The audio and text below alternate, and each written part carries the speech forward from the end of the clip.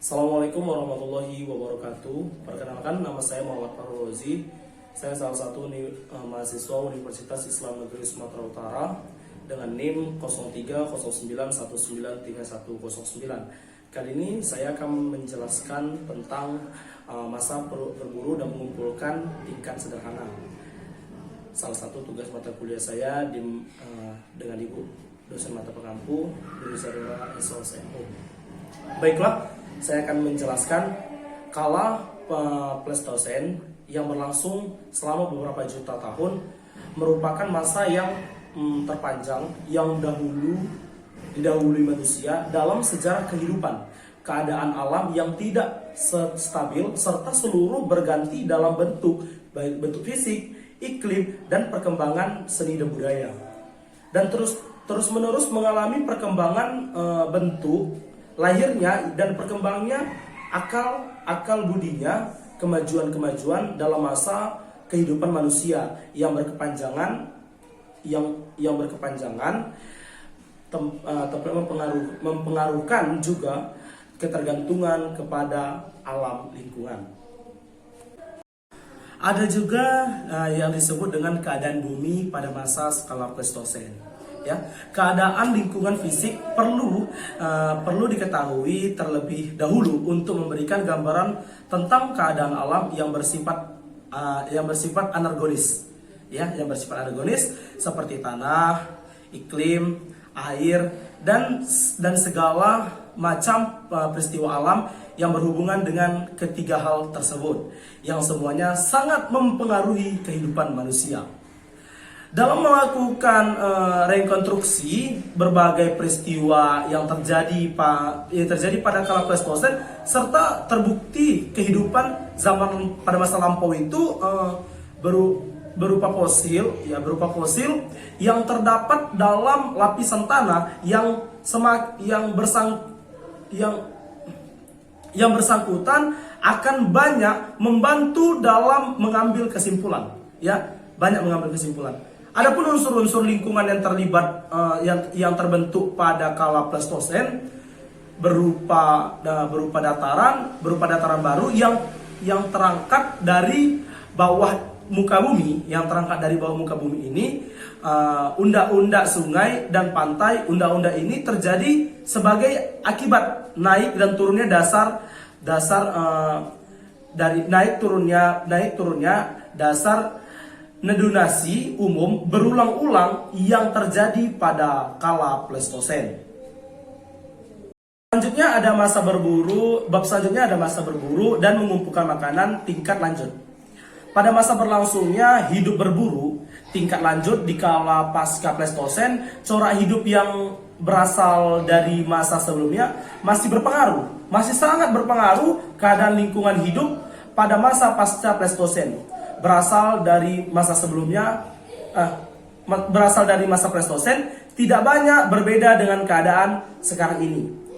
Hidup berburu dan mengumpulkan bahan makanan yang terdapat dalam sekitarnya dilanjutkan terbukti dari bentuk alat dan yang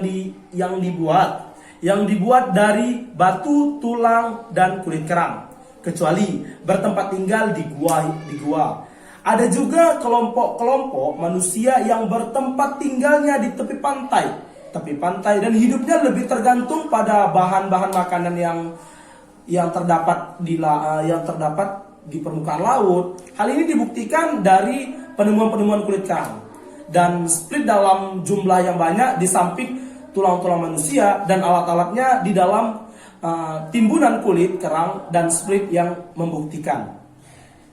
Adapun keadaan bumi dan pada kala masa pasca Pleistosen, masa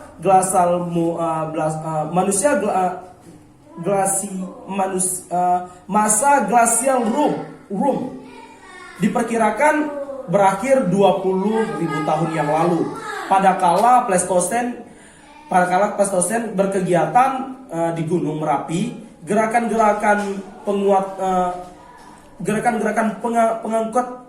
pengangkatan dan lipatan masih berlangsung masih berlangsung terik sekalipun di keadaan sungai dan letusan gunung, api masih terus menerus membentuk endapan-endapan yang ada di muka bumi. Selanjutnya bab selanjutnya ada masa yang namanya masa bercocok tanam. Masa bercocok tanam lahir melalui proses yang panjang dan tidak mungkin dipisahkan dari usaha-usaha manusia ya. Tidak akan bisa dipisahkan dari usaha manusia. Prasejarah dalam memenuhi kebutuhan hidup, pada masing-masing sebelumnya betapa selanjutnya perkataan hidup dalam kala masa Pleistosen dan pasca Pleistosen tercermin dan perkembangan berupa yang sangat lambat dan memakan waktu yang begitu amat panjang. Ya, memakan waktu yang begitu amat panjang. Keadaan seperti ini berlaku pula di tempat lain berkira seperti adanya di Eropa dan Asia lingkungan. Pokoknya di luar negeri lah, seperti di Eropa dan Asia lingkungan lainnya. Alam dengan perubahan iklim yang berkali-kali berlangsung sangat mempengaruhi kehidupan manusia dan makhluk hidup lainnya.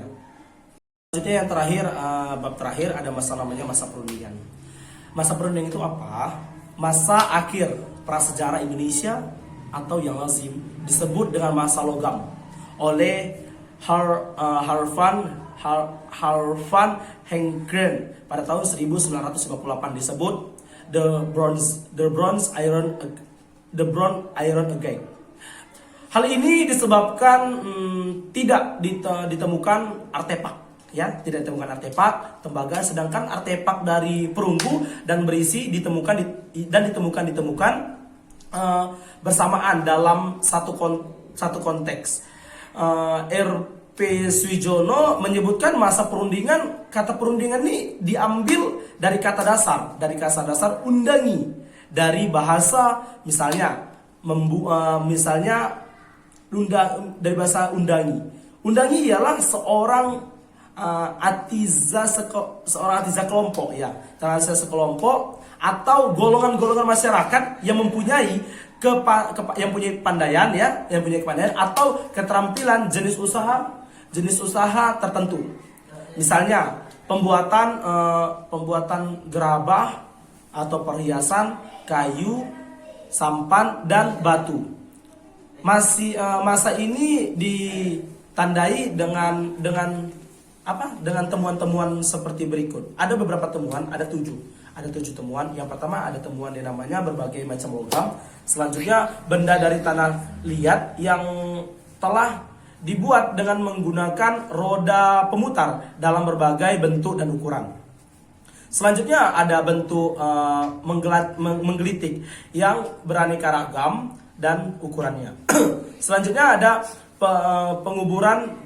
penguburan baik yang menggunakan wadah maupun wadah baik langsung maupun tidak langsung ditemukan baik di tepi laut dan di tepi danau, sungai dan di dataran tinggi maupun di dataran rendah ya, di dataran rendah dan dalam dataran tinggi, dataran rendah dan juga di dalam gua.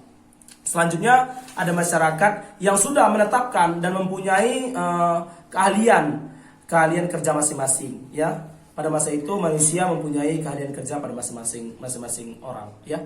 Selanjutnya mata pencarian dengan berternak, bertani, habis itu berdagang dan juga berlaut ya.